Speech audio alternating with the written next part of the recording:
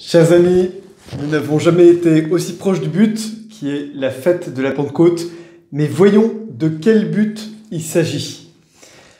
Ensemble, nous lisons aujourd'hui la finale de l'Évangile selon saint Jean, au chapitre 20, les versets 20 à 25.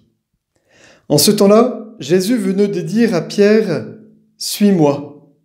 S'étant retourné, Pierre aperçoit, marchant à leur suite, le disciple que Jésus aimait. C'est lui qui, pendant le repas, s'était penché sur la poitrine de Jésus pour lui dire « Seigneur, quel est celui qui va te livrer ?» Pierre, voyant donc ce disciple, dit à Jésus « Et lui, Seigneur, que lui arrivera-t-il » Jésus lui répond « Si je veux qu'il demeure jusqu'à ce que je vienne, que t'importe ? Toi, suis-moi. »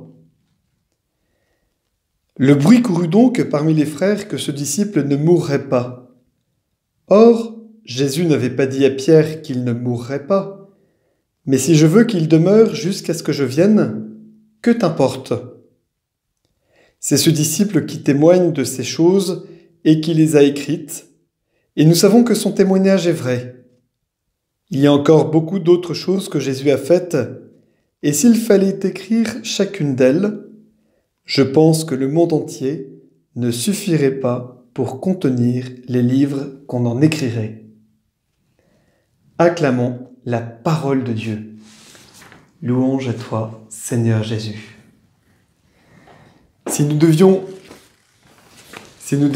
écrire tout ce que Jésus avait fait, le monde entier ne suffirait pas pour contenir les livres qu'on en écrirait. C'est vrai de la vie de Jésus et c'est vrai aussi de ce que nous vivons avec Jésus.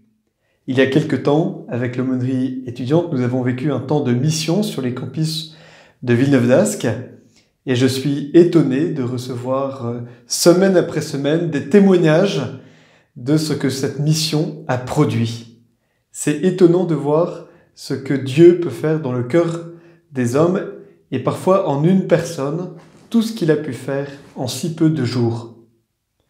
Si en si peu de jours il est capable de faire autant de choses, combien plus en fait-il pour nous chaque jour ? Alors, cette fin d'évangile, on pourrait dire qu'elle n'est qu'un début. Vous voyez, je pense qu'il y a là un écho à ce que nous avons déjà vu, notamment dans les méditations du samedi matin, notamment le 25 avril quand nous fêtions Saint Marc avec la finale de Saint Marc, où il était dit « Voici les signes qui accompagneront ceux qui auront cru. Ils prendront des serpents dans leurs mains, ils boiront des poisons qui ne leur fera pas de mal. Ils imposeront les mains aux malades et ceux-là seront guéris. » Et on se disait « Mais est-ce que c'est encore pour nous, actuel ?» Mais oui, ça l'est. D'autant plus que nous avons aussi écouté la parole de Jésus dans l'Évangile selon saint Jean, nous disant « Si vous croyez en ma parole, vous ferez les mêmes œuvres que je fais, et même, vous en ferez même des plus grandes. » Vous voyez, pour nous, il s'agit de mesurer l'actualité de l'Évangile. Ce que nous appelons les Évangiles, donc les 4 récits de la vie de Jésus, ne sont qu'un commencement de l'Évangile, qui est Jésus lui-même, dont sa présence perdure pour nous aujourd'hui. Alors, cette présence de Jésus, certes, elle est différente d'il y a 2000 ans.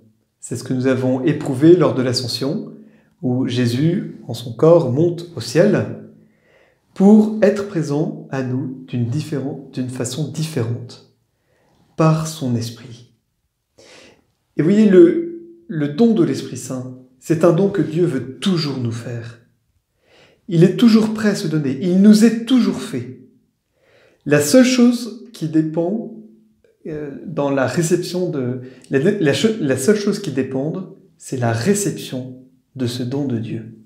Je vais vous lire pour ça un petit passage qui est dans l'office de lecture du vendredi, donc de cette semaine, où saint Hilaire dit dans son traité sur la Trinité « Quant au don qui réside dans le Christ, il est toujours le même pour tous.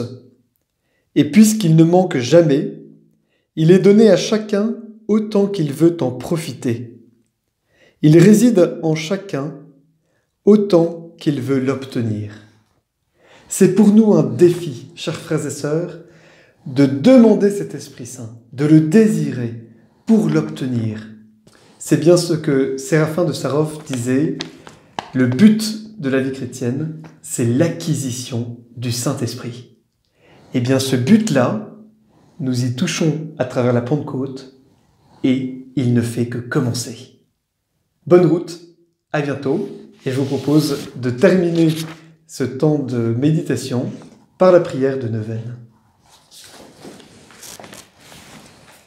Esprit de lumière, c'est par ta puissance que Jésus, né de la Vierge Marie, est venu sur notre terre pour sauver tous les hommes. Viens sur chacun de nous pour que nous prenions conscience du trésor extraordinaire que nous portons. Esprit de force, c'est toi qui, à la Pentecôte, es descendu sur les apôtres pour produire en eux l'endurance, la persévérance et la joie. Tu es la puissance de Dieu qui traverse notre faiblesse et nous permet de surmonter nos limites. Esprit d'audace, c'est toi qui nous envoies en mission. Rends notre communauté paroissiale missionnaire. Viens sur chacun de nous pour nous pousser à partager ce que nous avons reçu avec nos frères. Inspire-nous des paroles et des actes qui témoignent vraiment du Christ ressuscité. Amen.